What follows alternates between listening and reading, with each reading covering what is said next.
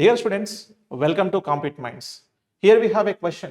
Select the letter that can replace the question mark in the figure below అన్నారు. ఇక్కడ కంప్లీట్గా letters ఉన్నాయి, ఇక్కడ క్వశ్చన్ మార్క్ ఉంది. మరి అక్కడ వచ్చేటువంటి లెటర్ ఏంటో ఐడెంటిఫై చేద్దాం. ఒకసారి చూస్తే ఇక్కడ BADC అని ఉంది. వీటి ప్లేస్ వాల్యూ తీసుకుంటా B for 2, ఇక్కడ 1, 4 and 3.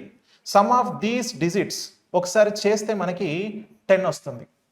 సేమ్ యాజ్ ఇక్కడ చూడండి, A for 1, D for 4, ఇక్కడ 5.